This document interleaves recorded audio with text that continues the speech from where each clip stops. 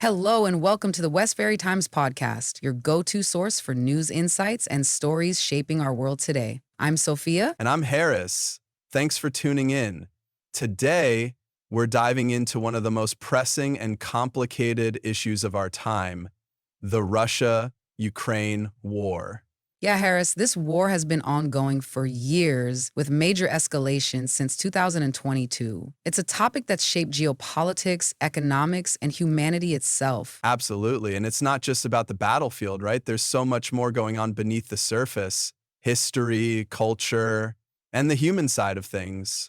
Exactly. The roots of the conflict actually go back decades. It's tied to the collapse of the Soviet Union in 1991 when Ukraine declared its independence. That's right. And in the years since, Ukraine has looked to Europe more and more, wanting to join NATO and the European Union. And that really upset Russia. Yeah, it's that push pull, right? Russia trying to keep Ukraine within its sphere of influence while Ukraine is pulling towards the West. Exactly. It's like a tug of war. And then, of course, we had 2014, Russia's annexation of Crimea, which was a major turning point. It definitely was, and the world was shocked. But Russia's actions made it clear that they were willing to go to extreme lengths to maintain control. Yeah, and the justification they gave was to protect ethnic Russians in Crimea. But the West, they saw it as blatant aggression. Exactly. And, it wasn't just a matter of land. Crimea holds strategic value, especially with the Black Sea Fleet and its access to warm water ports. It's a perfect example of geopolitics in action. Fast forward to 2022, though. Russia launches a full-scale invasion of Ukraine. So, Sophia, what do you think pushed them to do that at that time? Well, I think there's several reasons. One, Russia's long-standing desire to prevent Ukraine from joining NATO. Second, Putin's belief that Ukraine is historically part of Russia.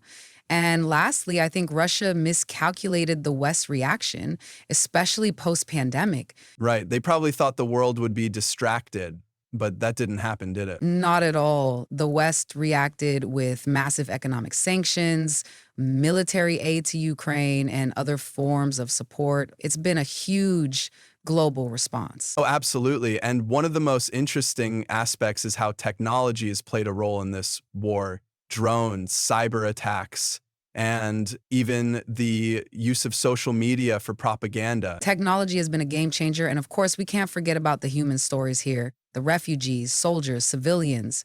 Their resilience is what really stands out. Yeah, the human cost is staggering. I think about that Ukrainian grandmother who faced down Russian soldiers. It's become a symbol of defiance and strength. That story is so moving. It really shows how ordinary people can rise to extraordinary circumstances. And Sophia, it's remarkable how humor and art have become coping mechanisms.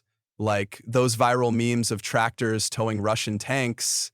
It's dark humor, but it's also a sign of resistance. It is. Humor helps people stay strong even when everything else is falling apart. It's their way of keeping their spirits high. But let's not forget about the economic fallout. The war has created ripple effects all around the world: energy shortages, inflation, and food crises. It's a global issue now. Right. The war has led to so many unintended consequences, and it has reshaped global dynamics in ways we didn't expect. Exactly. So, Sophia, do you think peace is possible? What would it take to end this war? It's hard to say, but I think it would take a massive diplomatic effort with real trust building between the parties involved.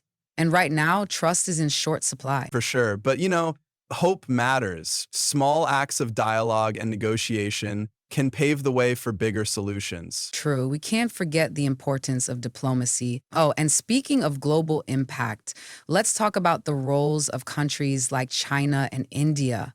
They've been very careful in their stance. Definitely. India's neutral position and calls for peace have been intriguing, and China's support for Russia has been cautious. Both countries are playing a balancing act. And then, of course, there's NATO.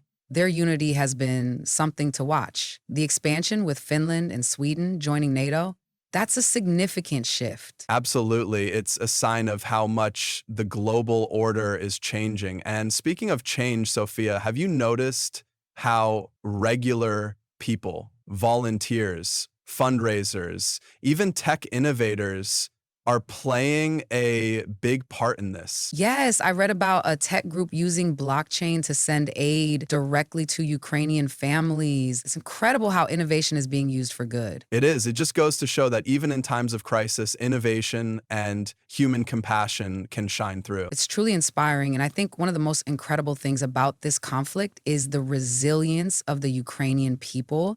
Their spirit is unbreakable. Absolutely. It's that resilience that has captured the world's admiration, and it's what gives us hope for the future. 100%. Harris, we could talk about this forever, but we're out of time, aren't we? Yeah, time's up. But hey, to our listeners, thank you for joining us. Until next time, stay informed and stay curious. Bye for now. Good day.